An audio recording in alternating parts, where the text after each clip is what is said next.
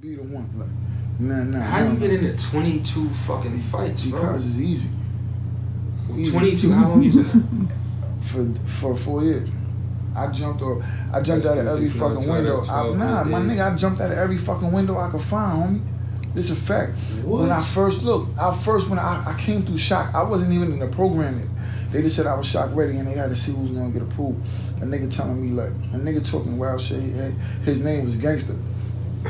So, you know, I ain't really saying nothing, you know what I mean? It was a nigga from New Roswell there that knew who I was because he knew Teray. So he was like, oh, you Teray, man, I know. Oh, yeah, he was like, I heard about y'all. Like, you know what I mean? Me and homie kind of got cool and shit. But the nigga Gangster, he would always be talking this shit to niggas. He was from Brooklyn. So one day, I'm laying in the bed and shit. Nigga over there talking to some other dudes and shit. And I'm just like, you know, I'm posted. And then he said some shit about something. I said, yo, where you from? And this when I found out he was from Brooklyn. He's like, where you from? I was like, Peekskill.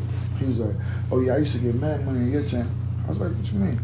He's like, I used to get mad bread in your town. I'm like, ain't no way.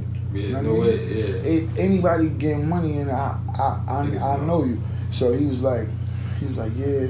He said, I used to hustle in the building up there when you go up from the train.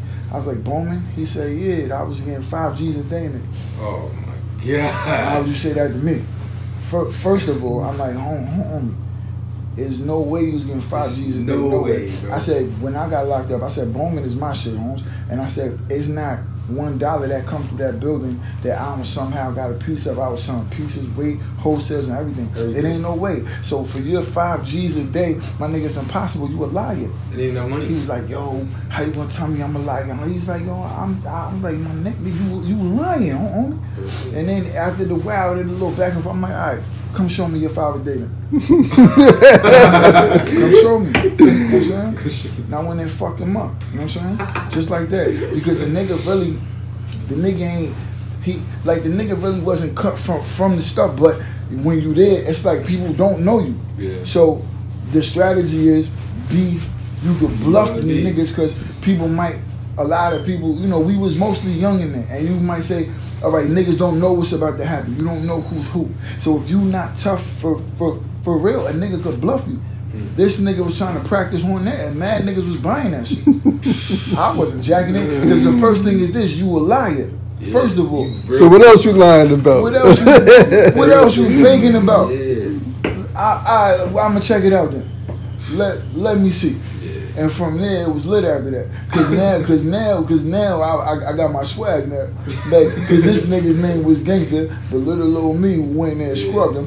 So now we were. And then, yo, you know who was up there? King was up there with me too. Bombay, yeah. He was in there for about a week or so. But we was there, like, and then from there, I got into wild fights before I even left the shock shit. I fought the same nigga 3 times too, like, cause the nigga just ain't. He was a young nigga though, cause he was probably like 18. He was bigger than me, but the nigga was just like a knucklehead, man. Knucklehead. He didn't listen to shit. Like he ain't pay attention. And I'm like, yo, homie, chill. And the nigga kept acting like he tried to touch me. Like, yo, so what you want to do then? Cause you talking like. I'm like, all right, come on, let's do it. Yeah, bluff game strong, man. I was fucking him up every time. And the shit. And yo, look, the DI, right? His name was Bankowski, but everybody called him Banger. All the DIs and shit. So he was like, yo, I don't care if y'all want to fight. Y'all can go in the laundry room, fold some clothes if y'all want. I don't want to do no fucking paperwork, nothing above the neck, right? I didn't give a fuck about none of that. If we gonna shoot 5, we gonna scrap. My nigga, the nigga wanted the first time he was like, yo, you wanna go fold some clothes? So my nigga, I jumped off with a stick. Hey nigga. And that's what it was like. And 3 times I fought the same nigga in like a fucking a 1 month span. Just cause of just the regular shit. And I'm like, yo, my nigga, this ain't Heathcliff and Spike where I'm gonna be fighting you every day I walk down the block. This shit ain't that, my nigga. Like, but what happened is eventually me and son end up getting cool, like.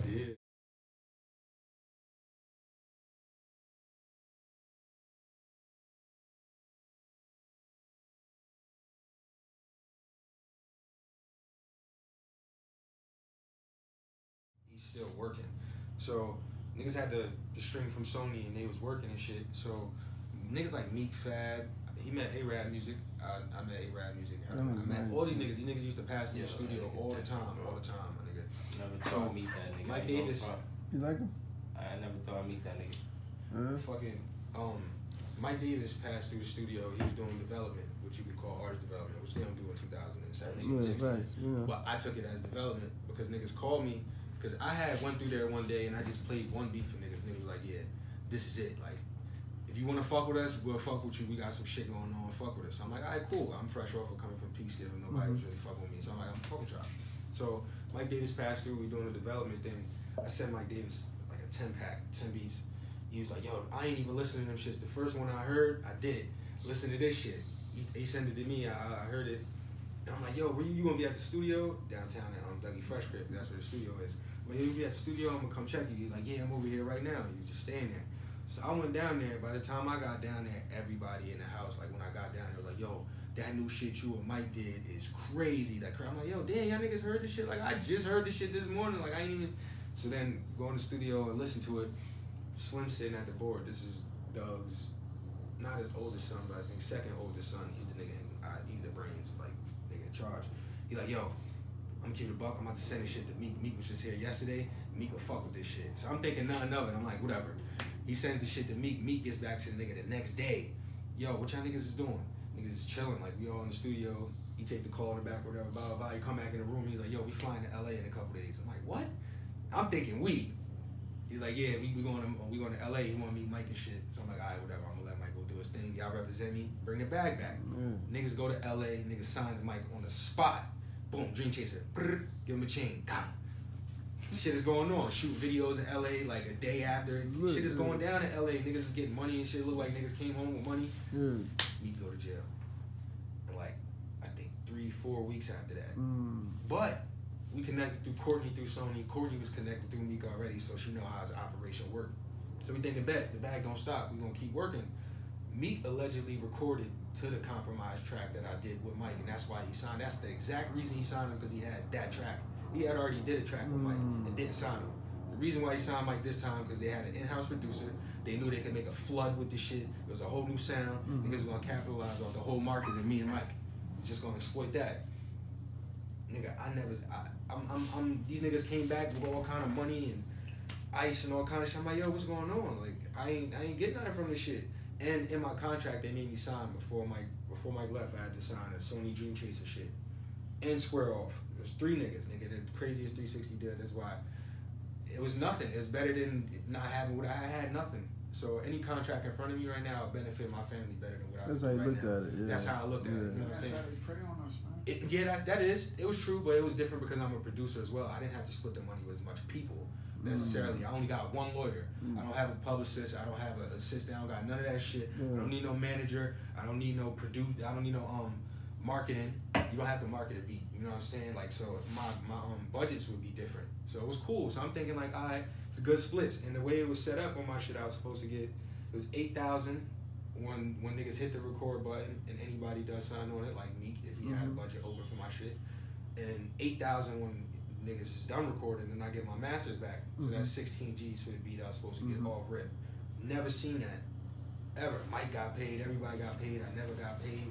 They don't let you deal with nobody in the label if you're an artist or producer, nothing like that, my nigga.